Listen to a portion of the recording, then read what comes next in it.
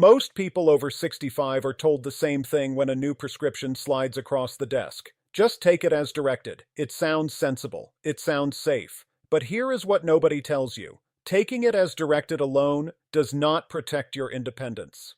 More than 4 in 10 adults over 65 now take 5 or more prescription medicines every single day. A landmark analysis published in the New England Journal of Medicine found that a small handful of common medication groups accounted for roughly 2/3 of emergency hospital admissions for drug side effects in older adults. Those were not exotic drugs. They were ordinary ones, taken exactly as directed by people doing everything right. So today, I am giving you 5 questions to ask before you swallow the first pill of anything new. Each one takes under 30 seconds to say out loud, and each one changes what happens next. The number 1 question on this list is something almost nobody talks about. Stay with me until the end, because that one can change how you approach the next 10 years. Here is the problem, and it is not your doctor's character. It is arithmetic. A typical appointment runs 12 to 15 minutes. A new prescription can be written in 90 seconds. Stopping a medicine takes a conversation, a plan, and a follow-up visit. So prescribing is fast and unprescribing is slow. Your cardiologist adds one, your urologist adds one, your surgeon adds one after the operation. Nobody in that chain is looking at the whole list at once. I want to be clear before we go further. I am not here to sell you a supplement or scare you into a course. This channel exists to give you the science a 12-minute appointment never has time to cover. I am also not here to talk you out of your medicines, because most of them are doing exactly what they were meant to do. The risk here is never dramatic. It is quiet. A pill makes you slightly dizzy, the dizziness makes you grip the rail, and gripping the rail makes you stop walking down to the mailbox at all. Before we start, tell me 2 things in the comments: your age, and how many prescription medicines you take each day. Now here is the one mechanism behind all 5 questions. A dose that suits a 50-year-old body is often too much for a 75-year-old body, even when nothing at all is wrong with you. With age, we carry less body water and proportionally more fat. The liver processes more slowly. The kidneys filter less. So the very same pill stays in circulation longer and lands harder. Think of your body as a small town with a water treatment plant. In your 40s, that plant runs 3 full shifts. So whatever arrives is cleared by morning. By 75, it is running 1 shift and a half. The delivery truck has not changed at all. It still drops the same load every single day. The plant simply cannot clear it at the old speed, and the level in the reservoir creeps up. Please do not skip this section. It is the key to everything that follows, because all 5 questions are really one question wearing 5 different coats. Is this dose right for the body I have today? Aging is not the side effect. Dosing is not a guess. Your list is not fixed. If this is already making sense to you, tap the like button so more seniors can find it. That is genuinely how this reaches the people who need it most. Question number 5. What number are we trying to change, and by when will we know it worked? Ask it exactly like that, out loud, before you leave the room. Here is why that wording matters so much. Most medicines for people our age are not aimed at how you feel. They are aimed at a number on a page: blood pressure, blood sugar, cholesterol, bone density, thyroid. If you never learn the target number, you cannot tell success from side effect, and neither can anyone else. It is like being handed a car with no speedometer and told to drive safely. You will still be moving. You will be guessing the entire way. Can you name right now the target number for the medicine you take most often? Most people cannot, and that is not their fault. Guideline bodies have moved steadily toward individualized targets in older adults. The right blood pressure number for a robust 70-year-old is often not the right number for a frail 88-year-old. Your doctor already knows that. The number simply has to get said out loud. So here is the protocol. Ask 3 parts: the number now, the number we want, and the date we check. Write all 3 on one index card the moment you hear them, not later in the car. Then ask what happens if we do not reach it.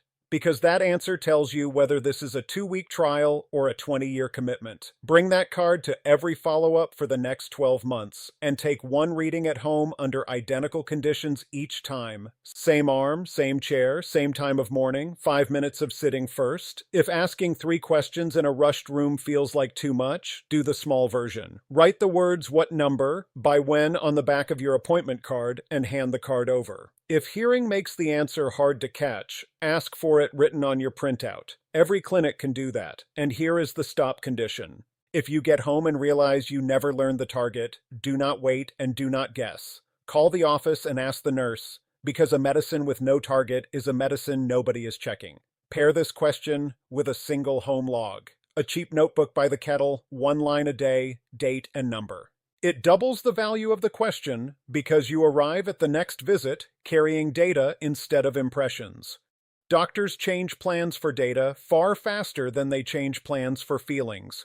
But knowing the target still leaves one thing wide open. It tells you where you are going. It does not tell you how long the trip takes, and for a medicine started at 78, that gap decides whether the benefit ever arrives at all. Question number 4. How long until this actually helps me, and how long will I need to take it? This is the time to benefit question, and it is one of the most useful questions in all of geriatric medicine. Every preventive medicine has a waiting period built into it. Something for pain can work within the hours. Something that prevents a heart attack or a fracture may take 2, 3, even 5 years before the benefit outweighs the burden of taking it. Researchers call that the time to benefit, and it can be measured. Think of it as planting a fruit tree in the yard. Nothing is wrong with the tree, but if what you needed was shade this summer, an awning would have served you better. Published analyses in the geriatric literature have estimated time to benefit for several common preventive treatments, and the range runs from months to many years.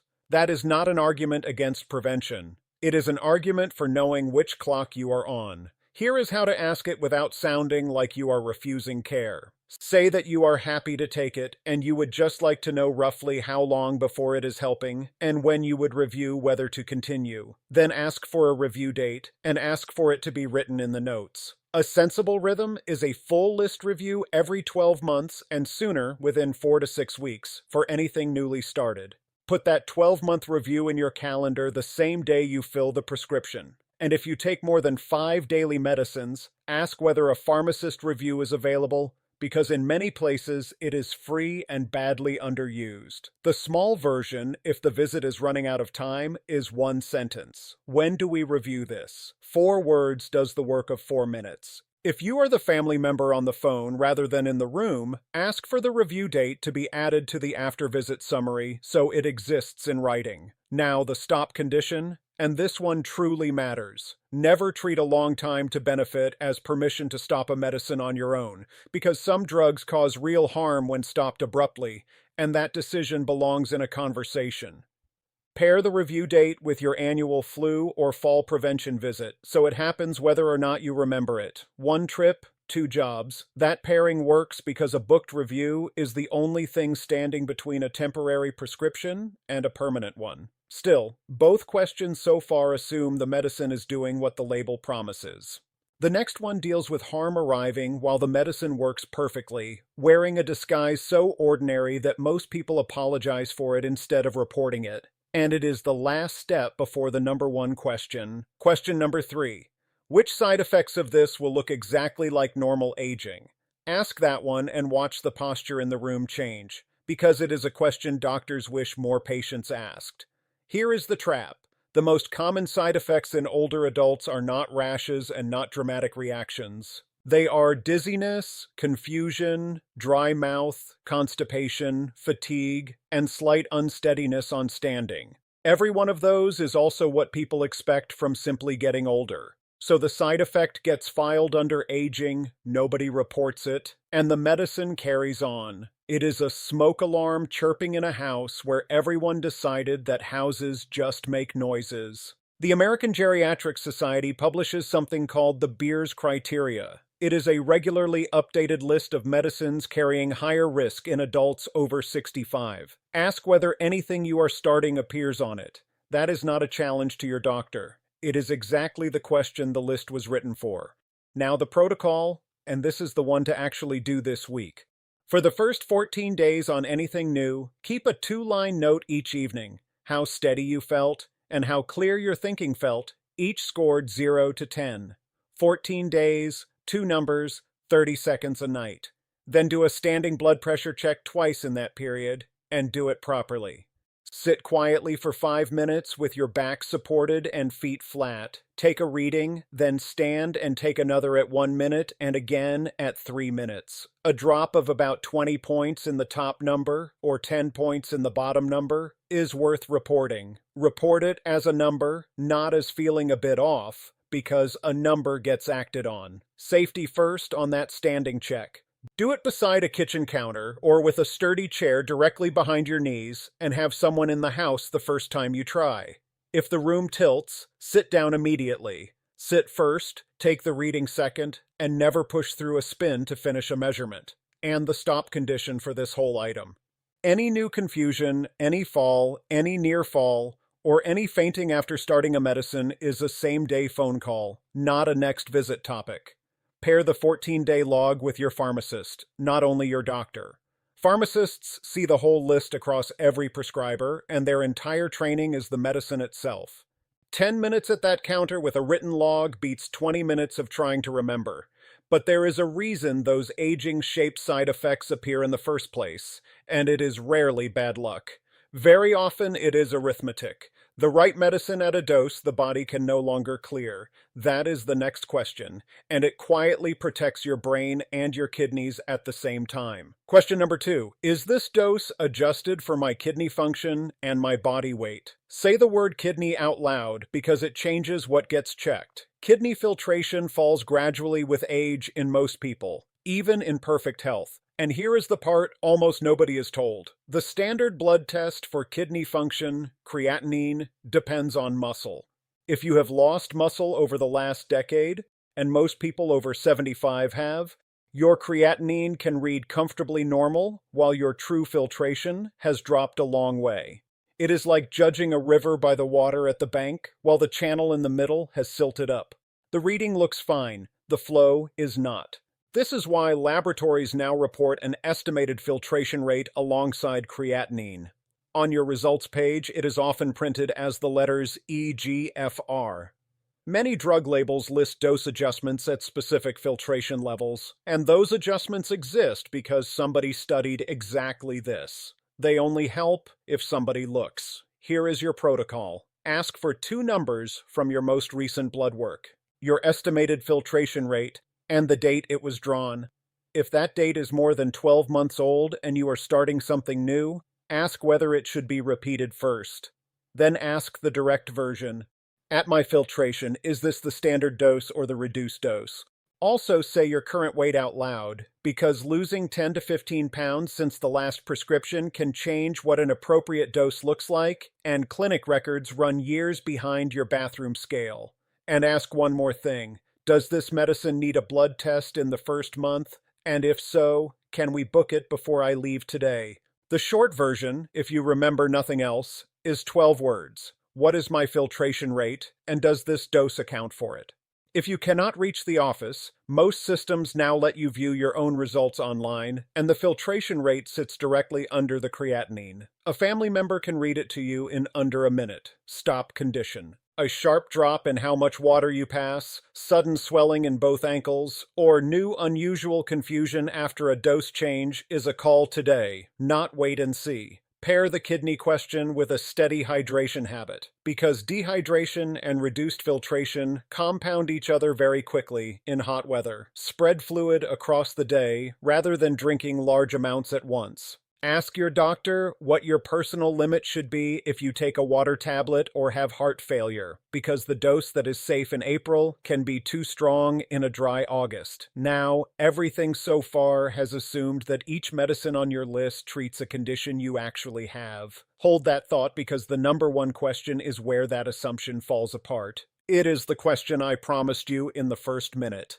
And once you have heard it, you will start seeing it on almost every medication list you look at. Question number 1. the one I promised you from the very beginning. Could this new medicine be treating a side effect of a medicine I already take? There is a name for what that question catches, and the name is a prescribing cascade. A prescribing cascade works like this. A medicine causes a side effect. The side effect is not recognized as a side effect. It is read as a brand new condition. So a second medicine is prescribed to treat it. That second medicine has side effects of its own, and if one of those is missed, a third medicine arrives. Nobody made an obvious error at any single step. Every prescription in the chain looked reasonable on its own, and that is exactly why cascades survive. They are built entirely out of sensible decisions. Picture a house where somebody paints over a damp ceiling stain every single spring. The ceiling looks perfect each time, and the leak in the roof has never once been touched. Look at your kitchen counter right now. How many bottles can you see from where you are sitting? The prescribing cascade is not a fringe idea. It is a described and well-studied pattern in the medical literature. The classic teaching example is a blood pressure medicine that causes ankle swelling, followed by a water tablet prescribed for the swelling, followed by the side effects of that water tablet. Geriatricians teach this pattern because it is common